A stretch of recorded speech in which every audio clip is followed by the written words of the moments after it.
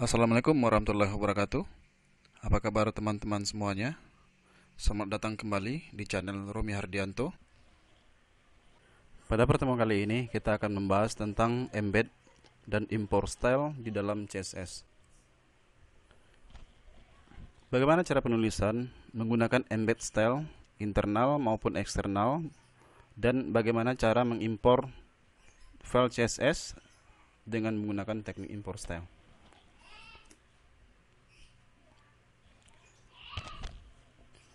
Pertama kita bahas cara penulisan CSS dengan menggunakan embed internal style. Jadi jika inline style hanya bisa digunakan dalam satu elemen HTML, maka menggunakan metode embed style bisa digunakan dalam beberapa elemen-elemen yang ada di dalam dokumen HTML kita. Jadi pada embed internal style, kita perlu mendeklarasikan tag style, kemudian ditutup dengan style untuk menyisipkan kode-kode CSS yang akan kita buat nantinya. Ini contoh dari menggunakan teknik embed style di dalam internal style. Ini bentuk dari dokumen HTML kita, mulai dari head mulai dari HTML sampai dengan ditutup tag HTML. Maka kita nanti akan menampilkan sebuah paragraf, ada dua paragraf di dalam tag P. Jadi untuk memulai embed internal style, maka kita harus mendeklarasikan sebuah tag style dan ditutup dengan tag style. Jadi elemen yang kita pilih di sini adalah P, karena di dalam tag P dia menampung sebuah paragraf, maka tag P kita ambil sebagai untuk elemennya. Kemudian properti yang ada di dalam P kita ambil color, berarti kita ingin merubah warna. Kemudian nilai dari propertinya kita berikan warna biru atau blue. Maka nanti semua paragraf ini akan menjadi warna biru. Berikutnya embed di dalam external style. Jadi ini adalah metode yang bisa digunakan ya untuk merubah style pada semua elemen-elemen di semua pack halaman HTML kita. Jadi cara ini mengharuskan kita untuk membuat sebuah file CSS. Jadi nanti ada file CSS, misalkan style.css, ekstensinya adalah CSS. Jadi setelah kita buat file itu, maka file tersebut kita panggil di dalam tag link.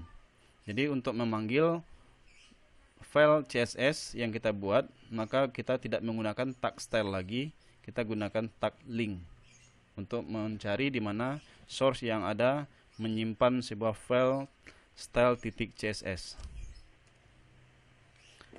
Ini bentuk contoh dari menggunakan embed style dengan konsep external style. Masih dalam bentuk struktur dokumen standar dari HTML. Untuk memanggil sebuah file style.css, kita awali dengan sebuah tag namanya link. Kemudian kita panggil style CSS tersebut di mana lokasinya. Kalau seandainya di dalam folder, maka sebutkan nama foldernya. Kalau seandainya sejajar dengan file dokumen HTML kita, langsung panggil tanpa menyebutkan nama folder.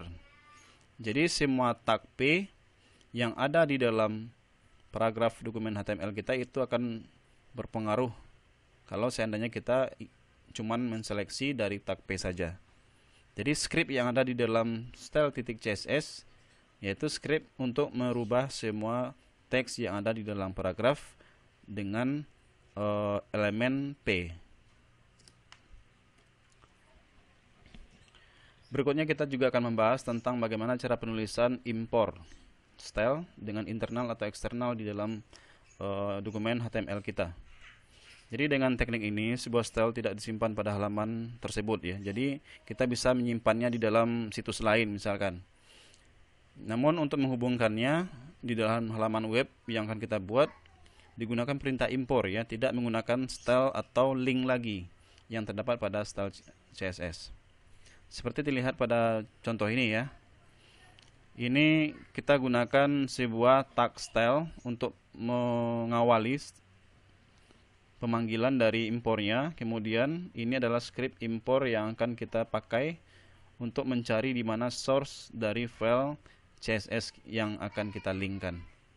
Jadi misalkan ya, ini stylenya itu disimpan di dalam sebuah situs namanya estudi.up .up/yptk.ac.id misalkan. Jadi file CSS itu kita ambil dari sini. Maka kita sebutkan di sini dalam mengimpornya URL-nya sebutkan alamat dari situs ini. Kemudian slash, kalau seandainya dalam folder sebutkan foldernya. Kalau seandainya dalam direktori pertama atau direktori utama langsung sebutkan apa nama file dari .css. Jadi sangat sederhana sekali tentang cara penulisan di dalam CSS ini, mulai dari dengan internal style, dengan cara inline style, dengan cara mengembed dan cara mengimpor. Terima kasih telah menonton video ini. Ikuti terus channel Romi Hardianto. Jangan lupa like, share, komen, dan subscribe. Sampai jumpa di video berikutnya. Assalamualaikum warahmatullahi wabarakatuh.